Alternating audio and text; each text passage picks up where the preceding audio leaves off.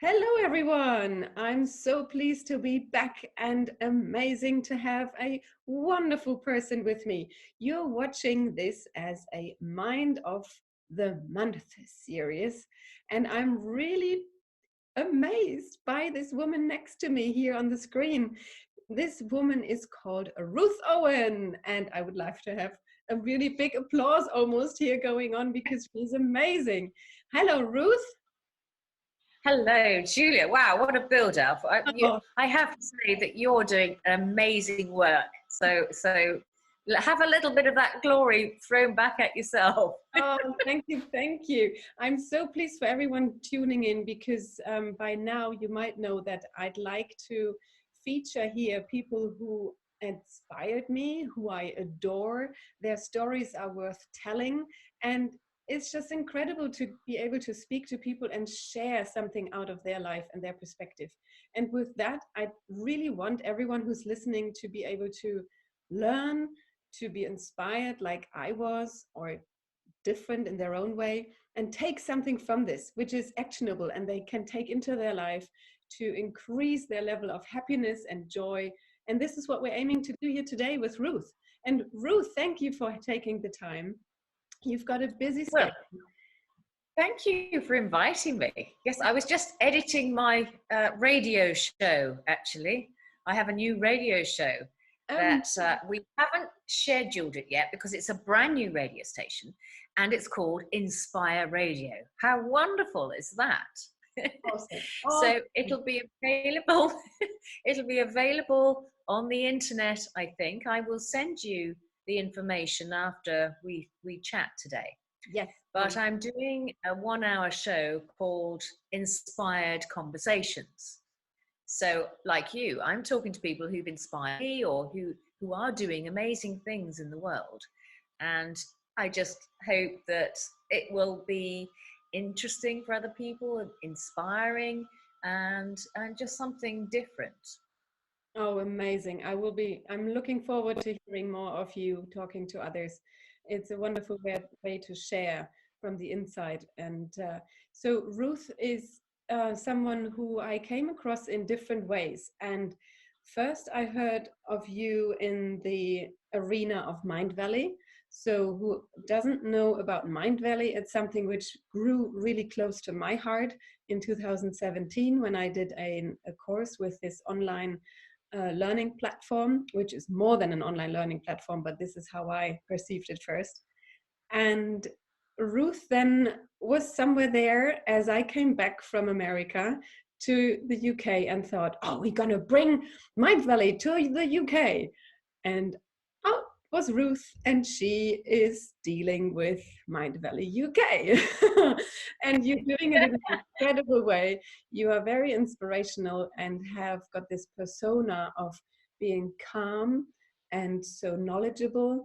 And it's just wonderful listening to you. And I was so happy to be in your presence at a recent Be Extraordinary seminar.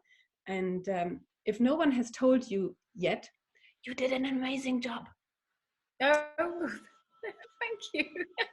Yeah. I love actually the response from the room and the interaction of everybody, because this was our third Be Extraordinary seminar in London. Yeah. And every time it's got better, as I'm sure you experience with your retreats. The more you do things, the better you get at them and the more feel you have for them.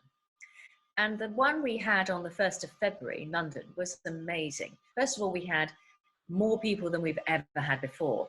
But secondly, everybody was so willing to be vulnerable and to share their stories. And there was a lot more interactive exercises and group activities that meant it created this amazing atmosphere of collaboration and support and just the sharing of something really special. So I was very privileged to be able to be there, actually. So thank you for your participation too. Yeah, no, it was literally incredible, because we can go into more detail than for this workshop as well, because we take one element out of it, and that's what we're going to talk about today as well.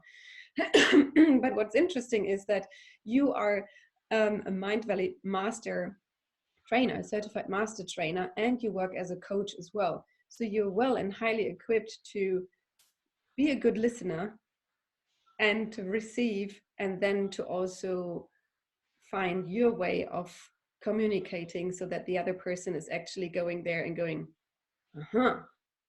So I love that. I love that experience. And this is something which made me go, wow, because not many people have that quality. I see when you are in front of people and you are still able to listen and still able to follow what someone else was talking about. So that's what I really see in you as well, besides other things. And I'm sure it comes from a wealth of knowledge and experience. And oh, let me just add, maybe it comes from listening to your gorgeous 6 children. Well, I think everything in life is an opportunity to learn. And I think if you have an open mind and if you're willing to be a learner and go back to the beginning when there is something that challenges you, then I think we're all capable of being far, far more capable than we imagine we are. And I think we've all got that innate talent and that innate ability to use our intuition, to tune into other people, to understand what they want, and to be able to give without condition, unconditional giving. Yeah. I think we're heading in that direction as a species.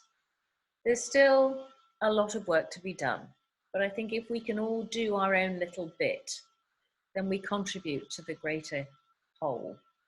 So I've just tried to use whatever challenge I've had in my life as a building block, if you like, to build up my resilience and my ability to deal with whatever life throws at us, collectively and me personally, and not to take it personally and not to think of myself as a victim, but to think of myself as having this wonderful opportunity to learn.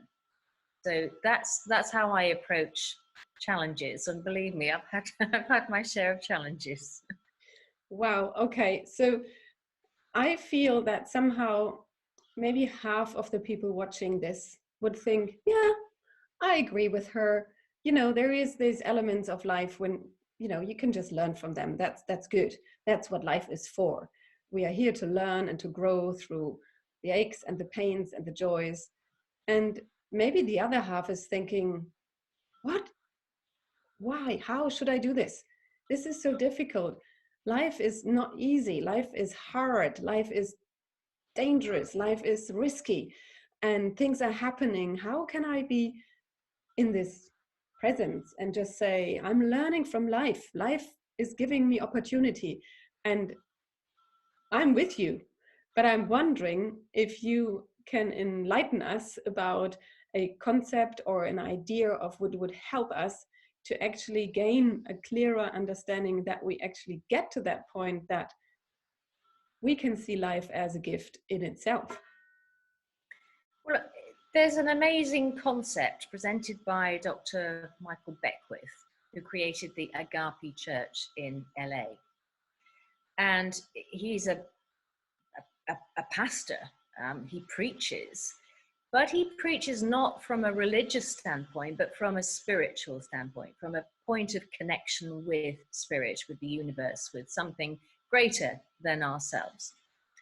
And the concept that he brought to Mindvalley, that we incorporate into our Be Extraordinary seminar, is the concept of Satori and Kensho. And these are 2 Japanese words. Satori means an aha moment. So it's something you experience in life that makes the light bulb go off above your head. And you think, aha, right, now I get it. So those are usually happy moments. They're huge, joyful occasions that make you see things in a totally different way.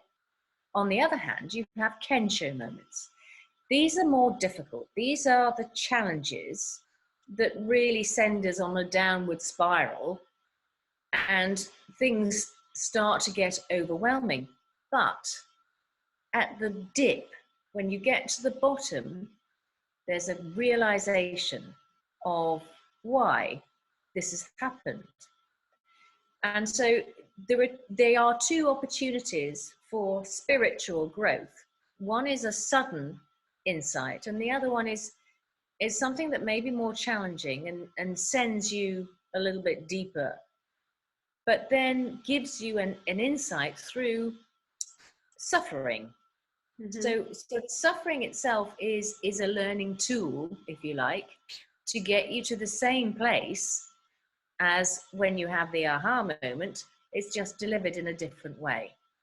So for instance, I had a Satori moment when I was pregnant with my third child, and we were on a boat on the River Thames in Oxfordshire, and it was the most beautiful evening. It was a lovely summer's evening. And so we do have some nice summer's evenings in England. And it was a boat full of people, and they were all talking and sharing conversations, and there's food and bubbly, and it was very nice. And I walked to the end of the boat because I was getting a little tired standing, and I just needed a little bit of space. And I was just looking out at the reeds and the trees and the meadows going by. And it was such a beautiful sight. And then all of a sudden, something happened that was so extraordinary. It was so enormous. It took my breath away and actually made tears start to roll down my face. And it was, if you can imagine, when I say an atomic bomb going off, do you know that sort of flash of light, and then there's a cloud that appears? Well, the flash of light happened, and then everything expanded in all directions exponentially. So there was no boundary anywhere. There were no boundaries at all between me and anybody else, or me and the boat, or the boat and the shore, or between people, or between countries, or between worlds, or between galaxies. Everything expanded. And the insight that I got was, there is nothing but love. Everything is love. And it was so overwhelming, and I had to sit down and gather myself. What was the trigger? What was the switch? You almost want to go back to that moment instantly. It's like, let's plug into that again. I don't know how it happened. It was just a moment. I've never had a moment like that since, but it was just life-changing, because I suddenly knew that everything in the universe is connected with love. Love is the only thing there is. Wow. It was amazing. Ruth, and you were pregnant, you said? Yes. Wow, that's extraordinary. You've come back to that many times, I'm sure, in your mind, analyzing then from the conscious of what that was and how to interpret that. So where do you think it came from, and what was the message? And did you know then that it was like a lifelong learning, life lesson learned in that very moment? It was amazing, an aha moment. And I hadn't started my self-development journey at that point. So I'd read no books that inspired me or anything like that. I was just trying to survive, having, 2 very young children and another one on the way, and having a very busy life. We traveled a lot with and without the children. And it was just a bolt out of the blue, literally. But I think that sentiment stayed with me, and that kept me going through the difficult times, because I just understood. And it wasn't that I had to intellectualize it. It was just a knowing, which is far deeper than intellectualizing something. You just know that that's all there is. Well, I can't explain any more than that. Yeah. gifted with an experience of almost supernatural powers, and you take that with you forever. And Yes. now, as Yes. talking about it from the concept of Satori, you now know that that was one of those moments. Because before we don't know about a concept, we can't put it into a context, can't we? So for years, Yeah. you just carried that as a very profound, Mm. fulfilling, almost fulfilling every cell of your body, filled with love experience. And only later then you noticed, that was one of those. I think sometimes when life happens and you feel like you're out of control, the ego then comes into play, and you feel like you have to. The ego is there to protect us, to save us from death or being set adrift, from the rest of the tribe, which meant death in those days when we roamed the plains of Africa. Mm-hmm. But I think if you can just take the moment that is challenging you and just zoom out, as it were.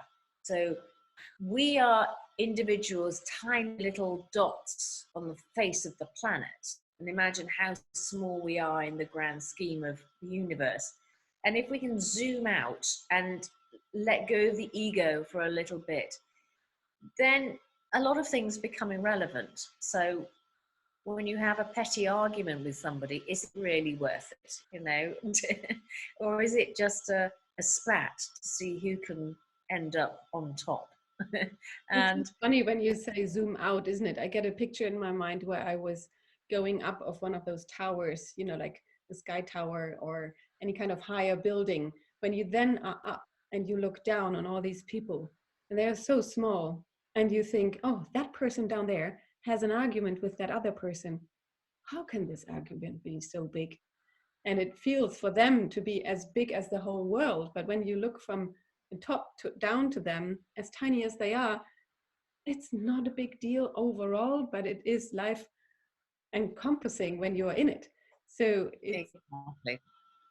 it's then when you have other experiences other than the beautiful one, the ones where you go through suffering, that makes you again look at life differently. And you talking about the ego, it takes a lot of awareness though, doesn't it, to be able to Oh, navigate. it does. And it doesn't happen overnight, Julia. I mean, I have been on this journey for 12 years Yeah. of self-development, self-analysis, just trying to understand, how life works and how we can maximize our time here. Because Yeah. that's what we all want to do, isn't it? And Yes, I part of it, yeah. and carrying around the burdens of the past, whether it's an argument you had with somebody, or something you regret, or something awful that happened that you felt was somehow your fault, or maybe it wasn't your fault, maybe it was an accident, and you suffered the consequences of that. I think using all of those kind of experiences to let go of hanging on to things, because it really does not serve us. Mm. And I wanted to just explain about the Kensho moments, because there was a time when I was very, very unhappy, and I wanted to be separated from my husband at the time. And so I had served him separation papers, and I was about to leave. I was living abroad, and I was about to leave to get on a ferry to come to England to visit my mother, who was very, very sick. She was in hospital, and she was literally wasting away. She was only in hospital 5.5 weeks, but she dropped half her body weight in that time. And every time I managed to get over to see her, she was clearly fading away. And I knew that time was very, very short. And I was about to leave when my husband served me with papers through another jurisdiction, and things were very confused. And it was a really awful time, and I missed the ferry that I was intending to take to get to my mother. And I got the ferry 24 hours later, and by the time I got to her hospital bed, she was already in a coma. And she never came out of that coma. She died 36 hours later. But I was able to be with her the whole time. And I know that she heard me because I was holding her hand and I was talking to her. And I could see that maybe there was a twitch on her face, or maybe there was a little bit of pressure from some of her fingers. And I thought, I know she's listening. I know she can hear me. So I talked, and it was hard that she couldn't respond back. But I thought it was just such a privilege for me to be with her. And both my sister and I were with her when she passed away, and it was very, very peaceful. And I thought I'd be really scared dealing with that, but it was such a release and it was such a blessing that that's how I viewed it.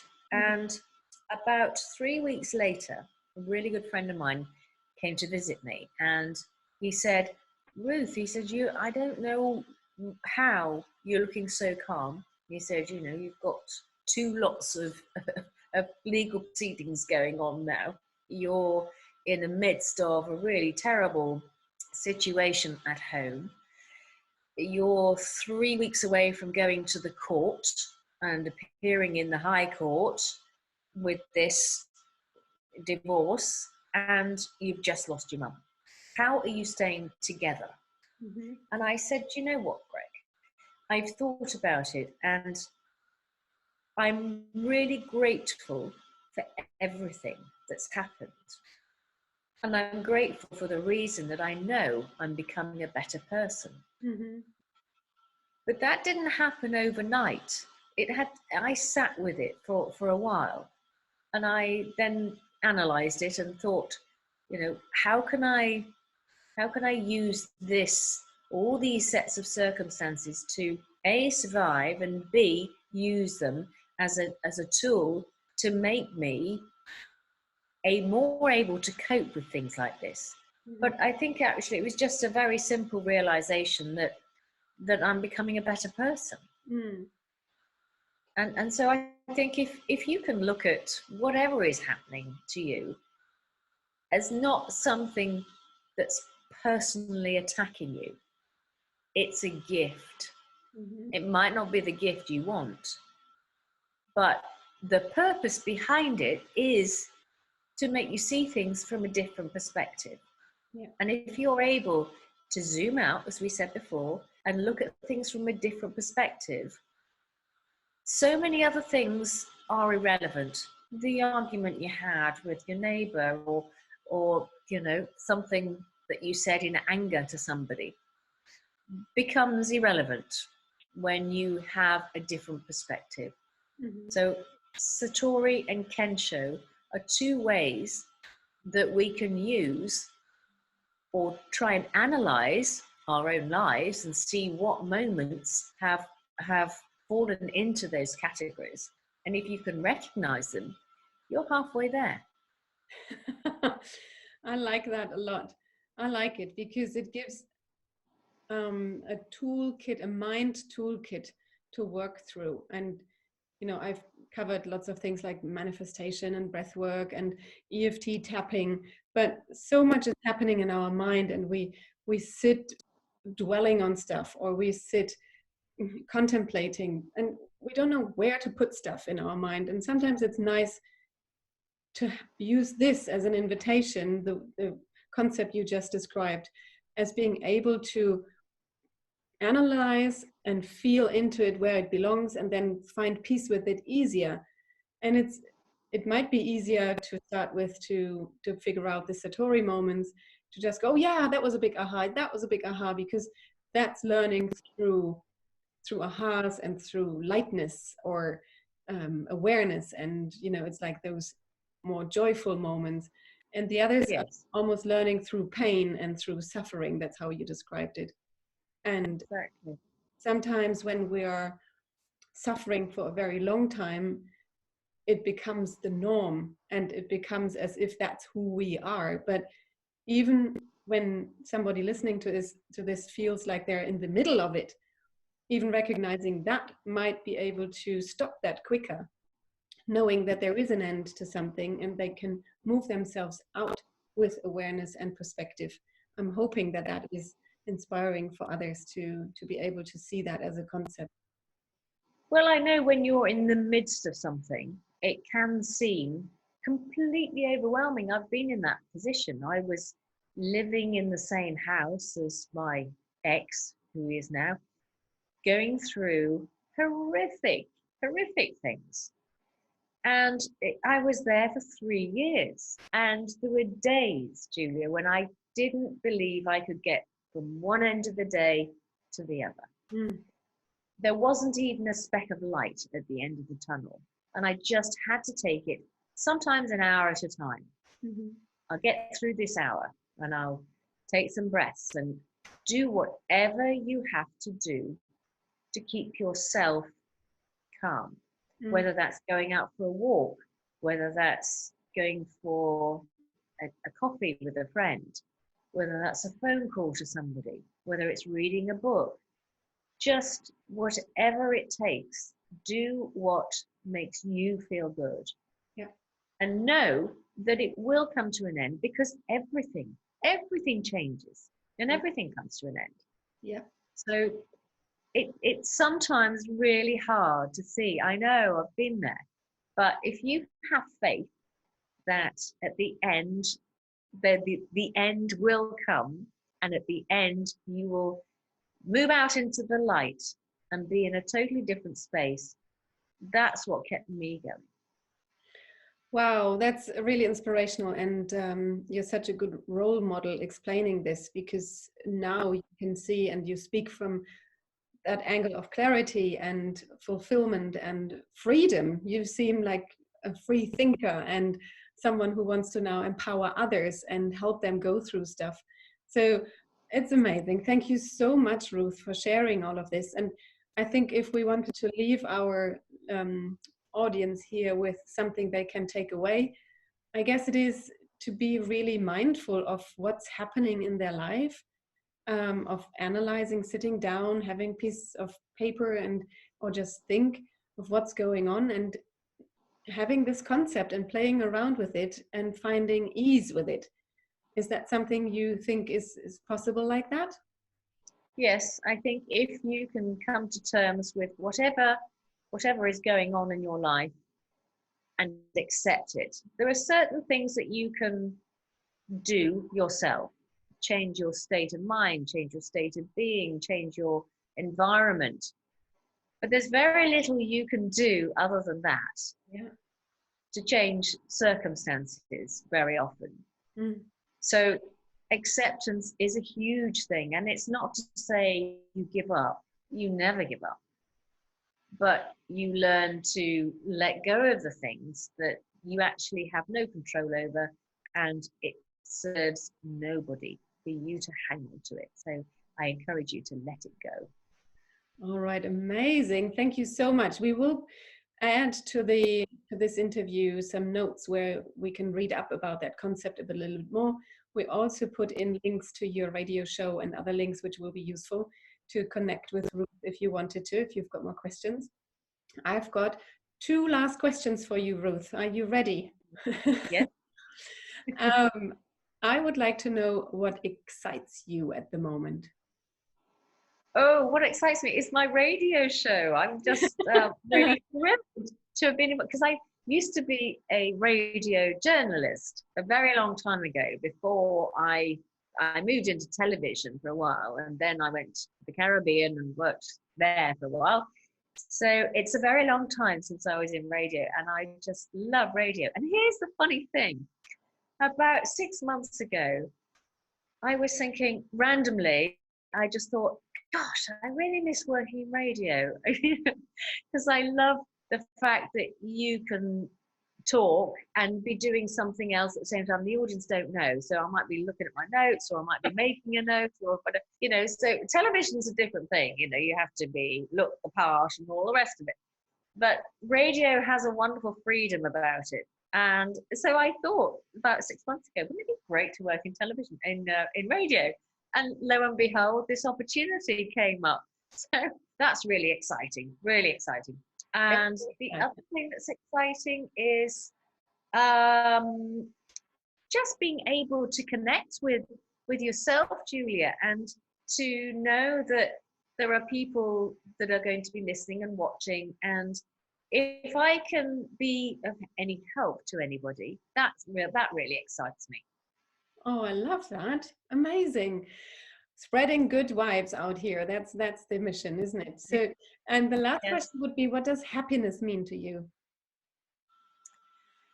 Happiness, I think happiness is a state of mind for me, and joy is a state of being. I think if we can learn to live in a state of happiness, it means to me acceptance of what is. It means having control over yourself, being totally responsible for your activities, your mental state, your physical state, your emotional well-being, and knowing that nobody else can have power over you, influence over you, tell you what's right or wrong. If you are your own continent, then that to me is happiness. Amazing. I've never heard it that way. Be your own continent. Love it. On that note, Ruth, I hope many people find this very interesting and thought-provoking, and hope to get into their minds to help them boost their joy and state of being. Yes, I hope so. All right. Thank you very much for your time. Thank you for having me. All right. Bye.